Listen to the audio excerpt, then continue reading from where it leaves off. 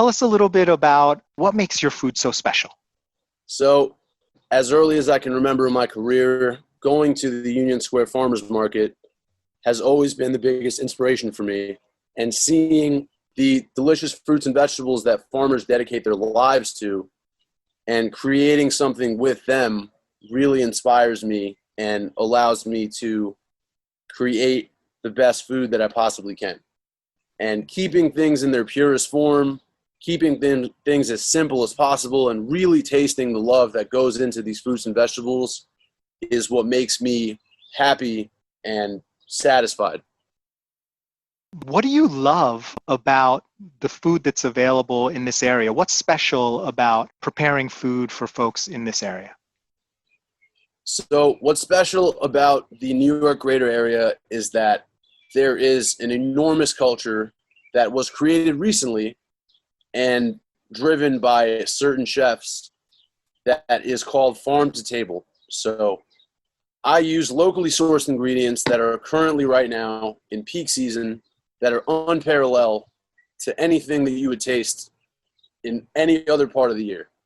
So what people don't realize is that there is a micro seasonality in New York, and this is really the best time of year. And I love to take advantage of the natural sweetness and acidity and salinity that comes from certain fruits and vegetables and not changing them very much and keeping them in their purest form is a beautiful thing. And I love to cook that way. One final question for you. What is it that you really want your customers or anyone who has your food to understand, to learn, to experience? Like what is it that's really important for them to get as part of the experience of dining with you or trying your food? So a good way to explain this to somebody is there's something that's called nose to tail butchery, right? So for example, you would get a pig, and in most cases, you're going to serve the pork butt, the pork belly, the ribs. You're going to make charcuterie with the legs. You're going to use the entire animal. So what I am trying to convey is that a carrot, you can do the same thing. Like the carrot tops can be used as beautiful herbs in a salsa verde or garnishing greens. And any, like for example, a summer squash has a beautiful blossom on top that can be used in a million different ways. And there's just so many things that you can do with vegetables. Like for example, when you juice corn, you can take the pulp and you can dehydrate it and fry it and make a crispy topping. And there's just a multitude of things that you can do with vegetables that I would love to show people to help them really understand what is so special about a little strawberry and how much love a farmer put into growing that strawberry and allowing it to ripen in the sun and really become something more than just going to Whole Foods and buying a box of Driscoll strawberries, which you can do in December. But they don't grow in December. And in New Jersey right now, they're amazing and they're delicious and they're perfect. And there's so many things that you can do to really get that taste across and keep it forward, and something that's will help someone remember their childhood and like the first time that they tasted a strawberry. And that's really just what I want to convey to people, that I know that you can get Wagyu beef, I know that you can get bluefin tuna, but you can also get the most delicious summer squash that is just perfect in every way and has so many different approaches to make it special and so many different variations of dishes that you can implement that I think are more special than just eating a piece of meat with salt on it. Thank you, Chef Raph. One last question. What brought you to this realization? Like, how did you go from being someone just learning how to cook and going through culinary school to where you are today, where you can really appreciate certain things and use that knowledge and inspiration to create a really special meal?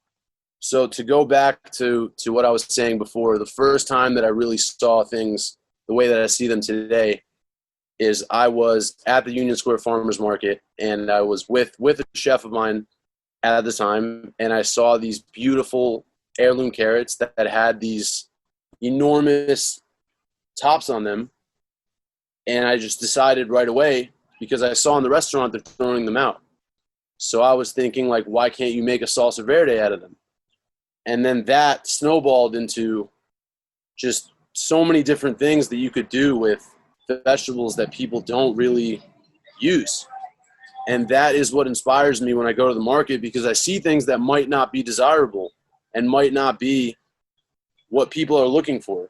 Like, why use only a piece of a vegetable when you can use the entire thing and you can really showcase it? And I mean, that was the turning point in my career, and that's what helped me, A, put a dish on a menu for the first time, and B, really just thrilled when I go to the market and see all of these amazing things, and it just turned me into a professional and someone that has respect for things that are not just myself.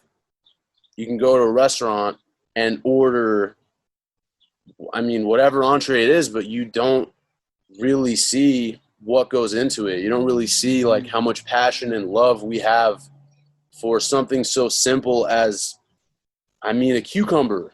Like, cucumbers are amazing right now. There's so many varieties that people have no idea about that.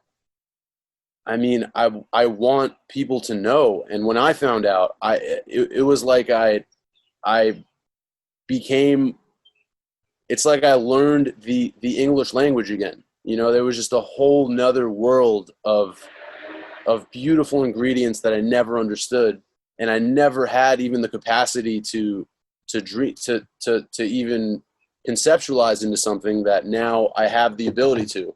And I would love to convey that message to anybody, regardless if they eat my food or not. Yeah, and I could definitely sense that in the food that you provided for us. So, you know, my wife and I and my son, who is already a foodie at the young age of 11, Awesome. just really, really enjoyed it.